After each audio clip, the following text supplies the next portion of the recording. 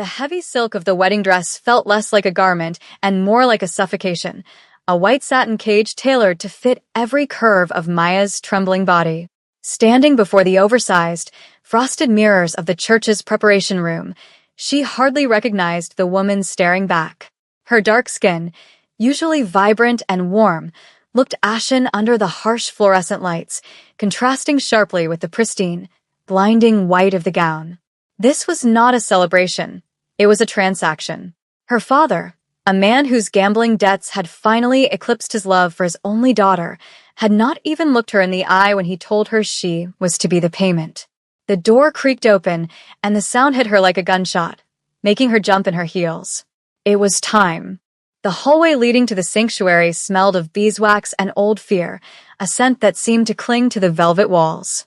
As she walked, the train of her dress hissed against the floorboards, a sound like a snake following her toward her doom. She knew the reputation of the man waiting at the altar. Daehyun Kimo. The name alone was enough to silence a room in the underground clubs where her father lost their fortune. They called him a monster, a broken king, a man who ruled the city's shadow economy from a wheelchair because his legs had been crushed in a war no one spoke about aloud. Maya's heart hammered against her ribs, a frantic bird trapped in a ribcage of bone and lace. The heavy oak doors swung open, revealing the cavernous nave of the cathedral, but it was empty of friends or extended family. Instead, the pews were filled with men in dark suits, their expressions unreadable, their postures rigid with concealed weaponry. At the far end of the long, red-carpeted aisle, a solitary figure sat motionless. He was turned away from the altar, facing her. Even from this distance, the aura of power radiating from him was palpable, a cold gravity that seemed to pull the oxygen from the air. She took the first step, and the silence of the church amplified the click of her heels, marking the seconds of freedom she had left. The walk down the aisle felt interminable, a slow-motion descent into a nightmare that had been orchestrated with terrifying precision. Maya kept her chin high, a final act of defiance against a fate she had no power to stop. As she drew closer, the details of her future husband came into sharp focus, shattering the vague, monstrous image she had constructed in her mind. Daehyun was older, perhaps in his late 30s or early 40s, with a face that looked as though it had been carved from cold marble. His hair was jet black, swept back with severe discipline, highlighting the sharp angles of his cheekbones and the jawline that was set in a permanent state of tension. But it was his eyes that stopped her breath, dark, abyssal, and utterly devoid of the warmth she had once dreamed of finding at an altar. He sat in a sleek, titanium wheelchair that looked more like a throne than a medical device, his hands resting calmly on his lap. Those hands were scarred, the knuckles rough, a stark contrast to the immaculate cut of his bespoke tuxedo. When she finally reached the altar, the air between them crackled with an electricity that made the fine hairs on her arms stand up. She expected him to look at her with hunger or possessiveness, the way men often looked at things they had bought. Instead, his gaze was clinical, assessing her as one might assess a structural vulnerability in a building. The priest, a nervous man who clearly wanted to be anywhere else, began the ceremony with a trembling voice. Maya could feel the weight of the men in the pews behind her, hundreds of eyes boring into her back, but her world had narrowed to the man in the chair. When it came time to exchange rings, the power dynamic shifted physically in a way that jarred her. She had to bend down to him. It was a moment of forced intimacy, her white dress pooling around her as she lowered herself to his level. He reached out and for the first time, skin touched skin. His hand was shockingly cold, but his grip was steady, controlled, and gentle in a way that terrified her more than violence would have. He slid the heavy diamond onto her finger, his eyes never leaving hers, and in that silent exchange, she realized that he wasn't just marrying her. He was acquiring her soul. The transition from the sacred silence of the church to the armored reality of his life was abrupt and jarring. There was no reception, no cake, no first dance. As soon as the priest muttered the final blessing, Daehyun signaled to his men with a subtle twitch of his finger, and the machinery of his organization sprang into motion. They were ushered out a side door into the relentless gray drizzle of the city, where a convoy of black SUVs waited like a hearse procession. Maya stood by the open door of the lead vehicle, unsure of protocol. She watched as two of his hulking bodyguards moved to lift Dae-hyun from his chair into the car, but he stopped them with a sharp, guttural command in Korean. With a grit of his teeth that made a vein pulse in his temple, he maneuvered himself, using incredible upper body strength to transfer his weight from the chair to the leather seat of the car. It was a display of raw, stubborn independence that hinted at the violence of his pride. Maya climbed in beside him, the heavy door thudding shut and sealing them in a vacuum of silence and leather. The tinted windows turned the city outside into a ghost town. For a long time, neither of them spoke. The car hummed smoothly over the asphalt, the rain streaking the glass like tears. She sat pressed against the door, trying to make herself as small as possible, terrified that any movement might provoke him. Dae-hyun stared straight ahead, his profile illuminated by the passing streetlights. The scent of him, expensive cologne, tobacco, and something metallic like rain on pavement, filled the enclosed space. "You are trembling," he said suddenly. His voice was deep, textured like gravel, and completely devoid of mockery. It wasn't a question. It was an observation. Maya clenched her hands in her lap, her knuckles turning white. "I don't know what you expect of me," she whispered, her voice barely audible over the hum of the engine. He turned his head slowly, the movement mechanical and deliberate. "I expect you to survive," he said, his eyes catching the light. "That is the only thing that matters in my house. Survival." The cryptic nature of the statement sent a fresh wave of ice through her veins. He wasn't talking about domestic duties. He was warning her. The convoy wound its way up the winding roads toward the cliffs overlooking the city, leaving the urban sprawl behind for the isolated opulence of the coastline. The estate that came into view was not the Gothic mansion she had imagined, but a sprawling, modernist fortress of glass, steel, and concrete that seemed to hang precariously over the ocean. It was beautiful, cold, and imposing, much like its owner. As the gates parted and the car pulled into the circular driveway, Maya saw the extent of the security. Cameras on every corner, armed guards patrolling the perimeter with military precision. This wasn't just a home, it was a stronghold. The driver opened the door, and the rain had stopped, leaving the air crisp and salty. She stepped out, her dress heavy and damp at the hem, and watched as the guards assembled Dae-hyun's chair. Once he was settled, he moved with practiced speed toward the massive front doors, expecting her to follow. Inside, the house was a cavern of minimalism. The floors were polished concrete, the walls adorned with abstract art that looked like violent slashes of paint on canvas. It was devoid of warmth, devoid of life. He led her, or rather, she followed the hum of his electric motor, through the main hall toward a private elevator. The staff they passed bowed low, eyes averted, terrified to even look at their master. The silence in the house was heavier than it had been in the car. Inside the elevator, as the numbers climbed, the air grew thin. They stepped out into a penthouse level that spanned the entire top floor. The view was breathtaking, a panoramic expanse of the dark ocean crashing against the rocks below, but Maya couldn't focus on the scenery.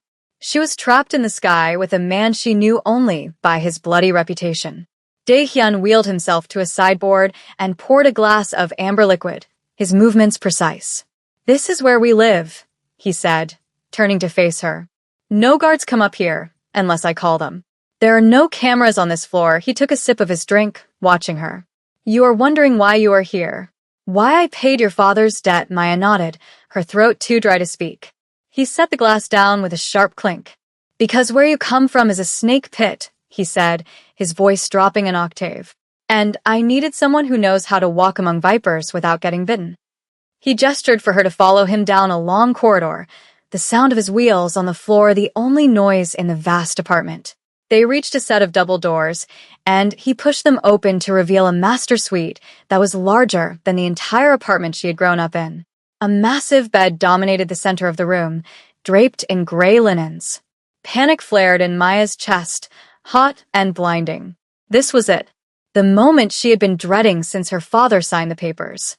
She backed up a step, her hands coming up instinctively to cover her chest. Dae-hyun stopped his chair in the center of the room and rotated to face her.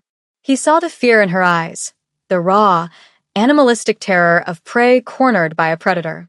For a moment, his expression softened, the marble mask cracking just enough to reveal a tired, human exhaustion underneath. "Stop," he commanded, but the word was not shouted. It was spoken with a weary authority. He maneuvered the chair away from the bed, toward a separate door on the far side of the room. "You think I bought you for this?" he asked, gesturing vaguely at the bed with a look of disdain. "You are a child, and I am a cripple. The world thinks I am a monster, Maya, but I am not a savage."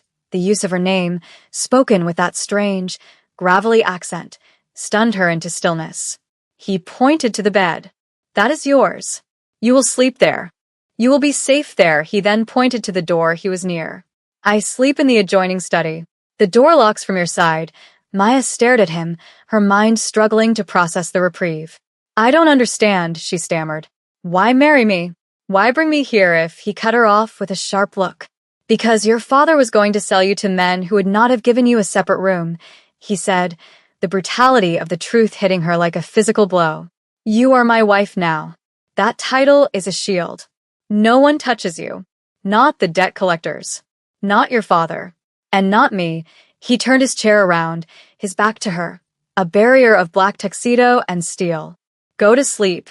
Tomorrow, the real work begins." With that, he rolled into the darkness of the study, leaving her alone in the center of the room, surrounded by luxury, confusion, and a strange, dawning sense of safety.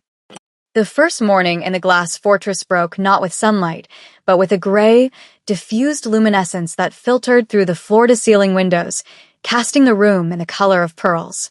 Maya woke with a start, her heart thumping against the high-thread count sheets, momentarily disoriented by the vastness of the bed and the unfamiliar silence. The events of the previous day, the church, the contract, the wheelchair, the gunmetal eyes of her husband, rushed back to her in a dizzying wave. She sat up, clutching the duvet to her chest, half expecting Dae-hyun to be watching her from the shadows, but the room was empty. The door to his study was closed. She rose, her bare feet sinking into the plush carpet, and found a wardrobe that had been stocked overnight. It was filled with clothes that fit her perfectly, silks in jewel tones, tailored trousers, cashmere sweaters. It was a wardrobe designed for a woman of power, not a trophy wife. She dressed in a simple, elegant navy dress that felt like armor and ventured out into the main living area. Dae-hyun was there, positioned by the window overlooking the churning sea, a tablet balanced on his lap and an earpiece in his ear. He was speaking low, rapid-fire Korean, his hand slicing the air with sharp, decisive gestures. When he sensed her presence, the conversation cut off instantly. He pulled the earpiece out and turned his chair, the motor humming softly. He looked tired, the shadows beneath his eyes darker than before, but his gaze swept over her with an intensity that made her skin prickle. "You slept," he stated, his voice raspy with morning disuse. On the table in front of him was a breakfast spread, fruits, pastries, and strong coffee. "Sit. Eat." "We have much to discuss." Maya sat opposite him, the marble table feeling like a continental divide. "You said last night that I had to work," she said, pouring coffee with a steady hand despite her nerves. "What work does a mafia boss have for a girl who has only ever known debt?"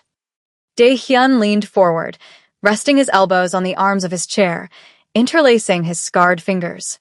"My legs are broken, Maya, but my enemies think my mind is broken too.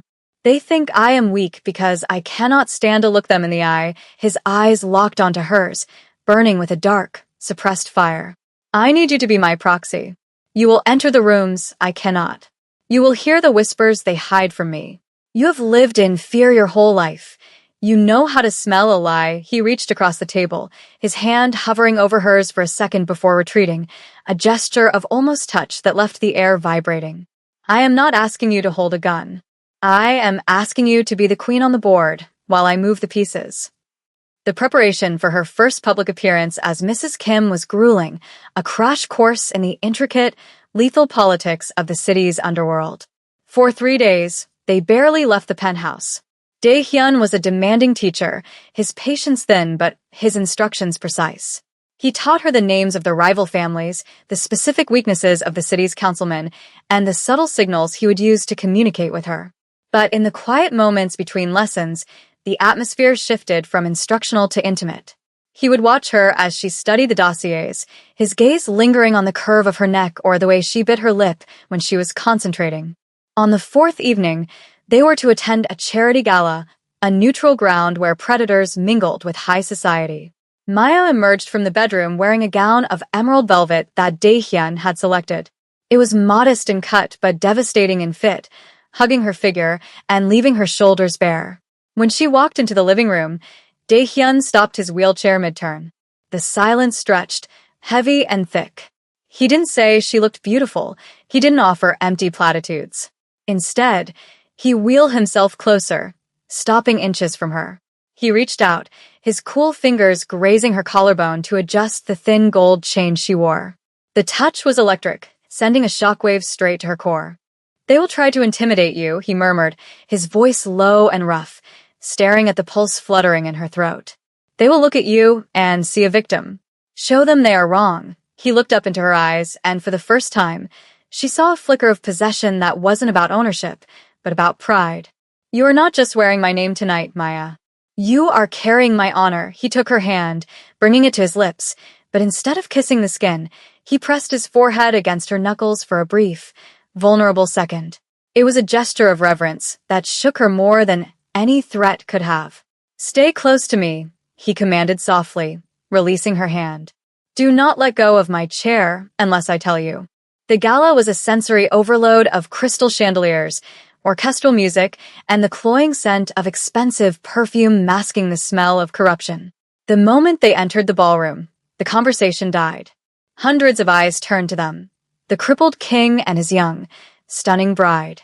Maya felt the weight of the stares, but she remembered Daehyun's words. She placed a hand on his shoulder, standing beside his chair like a sentinel. She could feel the tension in his muscles under the tuxedo jacket. He was coiled, ready to strike if necessary. They moved through the crowd, Daehyun navigating the clusters of people with cold efficiency. Then a man approached, tall, broad, with a smile that didn't reach his shark-like eyes. It was Kong, a rival territory boss who had been encroaching on Daehyun's ports. "Daehyun," Kong boomed, ignoring Maya entirely. "I didn't think you'd make it. It's a lot of effort, isn't it? Getting around." The insult was veiled but obvious. The men around them snickered quietly. Daehyun's expression remained stone, but Maya felt his shoulder muscle twitch beneath her hand. A protective fury, hot and sudden, flared in her chest. She stepped forward slightly, angling her body between Kong and her husband. "Mr. Kong," she said, her voice clear and melodic, cutting through the tension. "My husband preserves his energy for things that matter. Like the new shipping contracts he secured this morning." The room went silent. Kang's smile faltered. The contracts she mentioned were a secret victory Daehyun had only told her about an hour ago. Revealing it now, in front of everyone, was a power move that humiliated Kong by showing he was out of the loop. "It must be exhausting," she continued, tilting her head with a deceptive sweetness. "Chasing scraps while the king eats." She felt Daehyun's hand find her waist, his grip firm and grounding. He wasn't stopping her. He was anchoring her. He looked up at Kong, a dark smirk playing on his lips. "My wife has a sharp tongue," Daehyun said smoothly. "I suggest you don't cut yourself on it." As they moved away, leaving Kong fuming, Daehyun's hand slid from her waist to her hand, interlacing their fingers tightly. He didn't let go for the rest of the night. The ride home was silent, but it was a comfortable, charged silence. The rain had started again, drumming rhythmically against the roof of the SUV. Maya sat closer to him this time, their thighs brushing with the sway of the car. The adrenaline of the confrontation was fading, leaving behind a raw, trembling awareness of the man beside her. When they arrived back at the penthouse, the staff had already retired. The lights were dimmed to a low, amber glow. Daehyun wheeled himself into the living room and stopped, exhaling a long, shuddering breath. He began to loosen his tie, his movements stiffer than usual. Maya realized with a pang of guilt that the night had taken a physical toll on him, holding himself upright in the chair for hours, maintaining the facade of invulnerability, caused him pain he refused to show. Without thinking, she moved to him. "Let me," she whispered, her hands brushing his aside. He froze, his eyes widening slightly as she undid the knot of his tie and slid the silk from around his neck. She didn't stop there. She moved behind him, helping him shrug out of the tight tuxedo jacket. As the heavy fabric fell away, she saw the tension in his shoulders, the way his muscles were knotted from stress. She hesitated, then placed her hands on his traps, her thumbs digging into the hard muscle. Dae-hyun groaned, a low, guttural sound that seemed to vibrate through his chest. He didn't pull away. He leaned back into her touch, his head falling back against her stomach. It was an intimacy far greater than sex. It was a surrender. "You were magnificent tonight," he murmured, his eyes closed, his guard completely down. "No one has ever defended me like that." Maya moved her hands to his temples, massaging gently. "You don't need defending," she said softly. "But I wanted to." He reached up, capturing her hand and pulling it down to his lips. This time, he kissed her palm, his lips warm and lingering.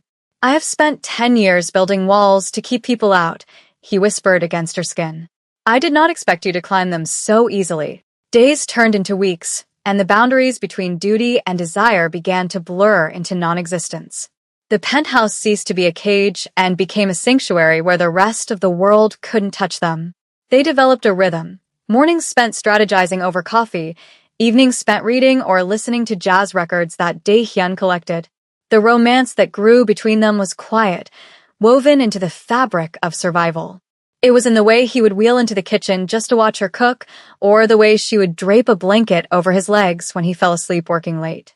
But the peace was fragile. One evening, a storm was battering the coast, shaking the glass walls of the house. Dae-hyun was agitated, pacing, rolling, back and forth, checking his phone repeatedly. "What is it?" Maya asked, looking up from her book. Before he could answer, the security alarms blared, a piercing shriek that shattered the calm. The lights cut out, plunging the apartment into darkness. "Get down." She saw a figure flanking him from the shadows near the kitchen, raising a weapon while Dae-hyun was engaged with the others. Fear was gone, replaced by a cold, crystalline clarity. She grabbed a heavy marble bust from the pedestal beside her and hurled it with all her strength. It struck the gunman in the shoulder, throwing his aim off just as he fired. The bullet shattered a window instead of finding Dae-hyun's heart.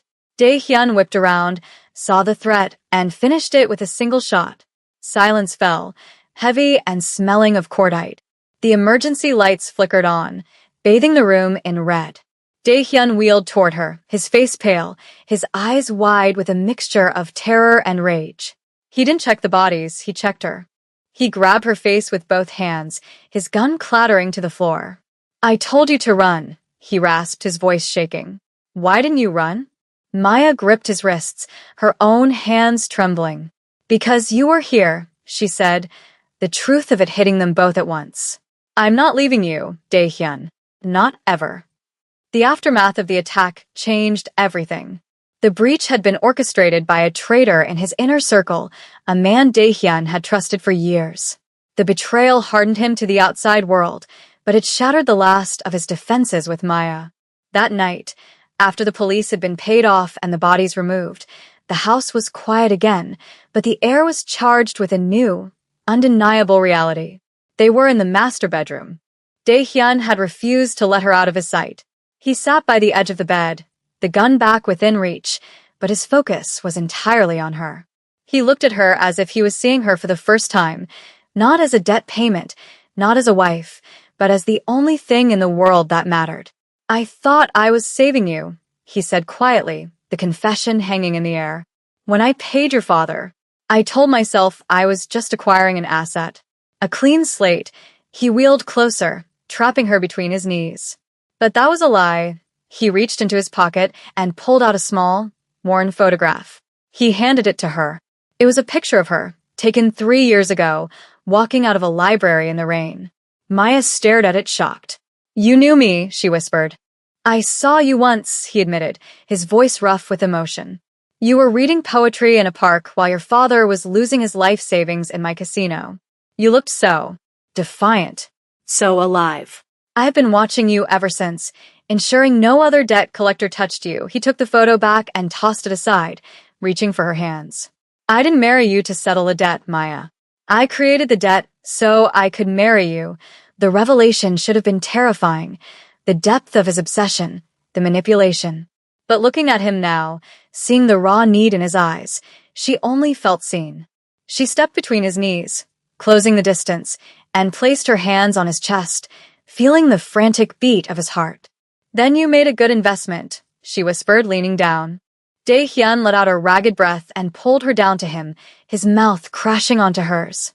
It was a kiss of starvation, of years of watching and wanting, a claiming that went deeper than any ring. He wasn't just the monster in the chair anymore. He was her monster. And as she kissed him back, tasting the danger and the devotion on his lips, she knew that the girl in the white dress was gone. In her place was a queen who had found her king in the ruins of a broken world.